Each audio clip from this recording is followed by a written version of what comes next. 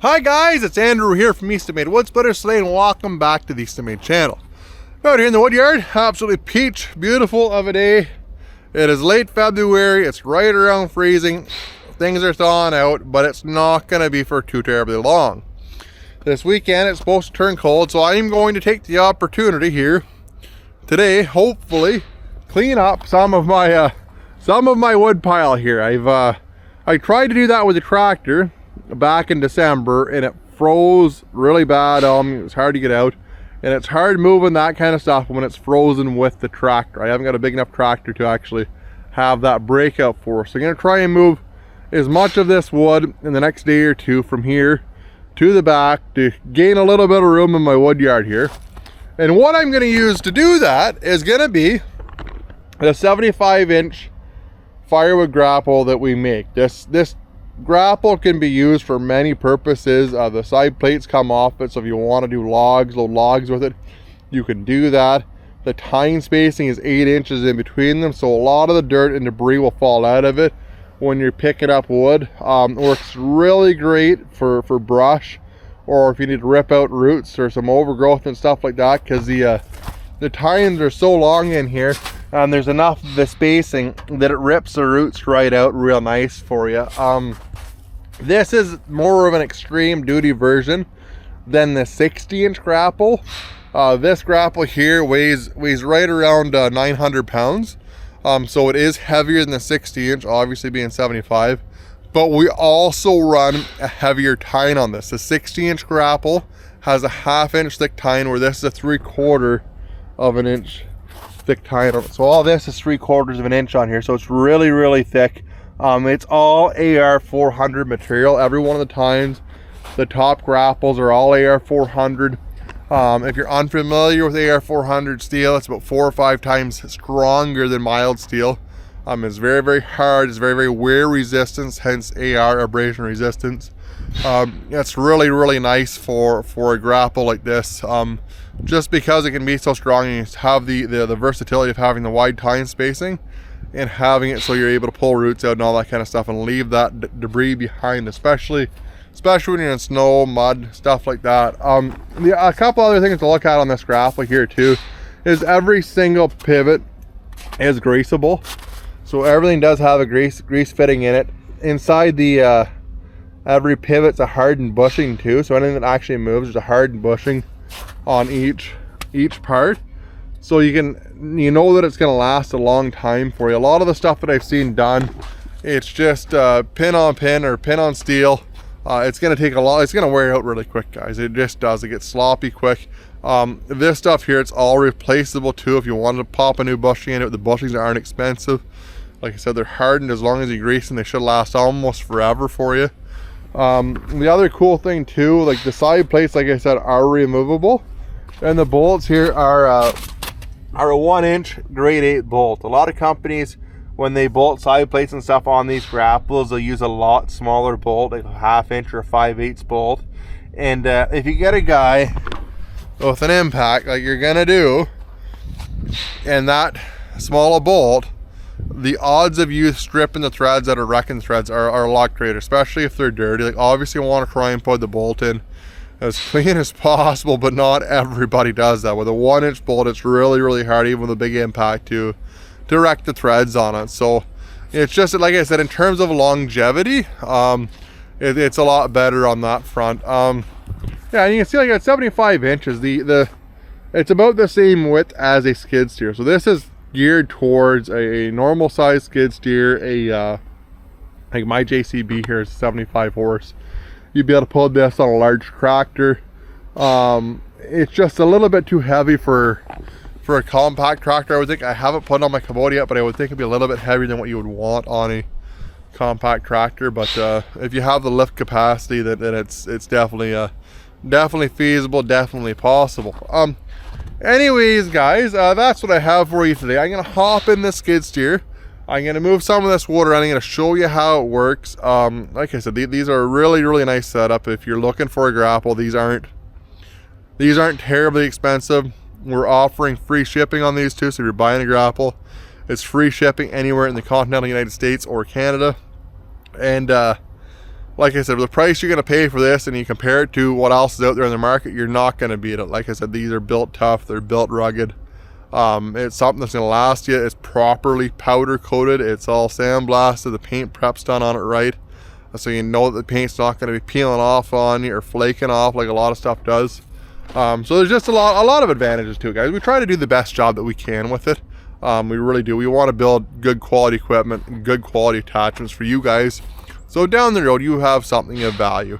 Anyways, guys, like I said, give her a thumbs up, hit the subscribe button down on the bottom. I'll hop in the skid steer and I'll move some of this wood around for you.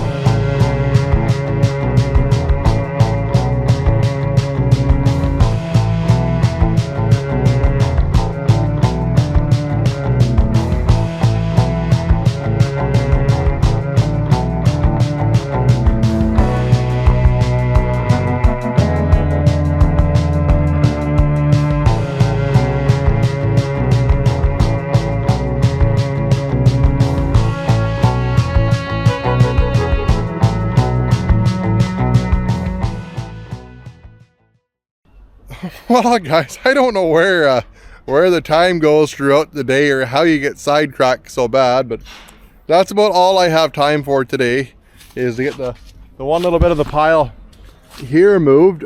This moved really easy because obviously it's stuff that we've just split. It's not froze. If you remember, if you watch the if you watch the tractor video, all this, you can see all that mud and stuff is froze in there. It's like breaking apart a bunch of concrete. We should have moved it before it actually got cold on us, but being busy around here and running around and stuff, sometimes you don't have the opportunity to do so. So I'm gonna work on that end of the pile, try and get in here as far as I can. I'd imagine I get most of it moved, and maybe when I get to the back side of it, I might be able to kind of break through and clean this up, and then get all the stuff kind of put down over in that corner. But that is our FG-75 firewood brush grapple. As you can see, it works really nice on the skid steer. It's just about the perfect size for it. That skid steer doesn't even feel like there's anything on the front of it. Even like picking the logs up, you can hold grapple load of logs and it doesn't seem to bother at all. Big bucket load of wood, it doesn't seem to, it just picks it up and pushes it around. So it's I'm really happy with the way that it's turned out. And like I said, if you guys are looking for the best, most versatile grapple on the market right now, I think this is what you're going to be looking for right now, is this FG-75 grapple we have here. Anyways, guys, if you liked the video, give her a thumbs up, hit the subscribe button down on the bottom. I really hope to see you guys in the next one. Take care.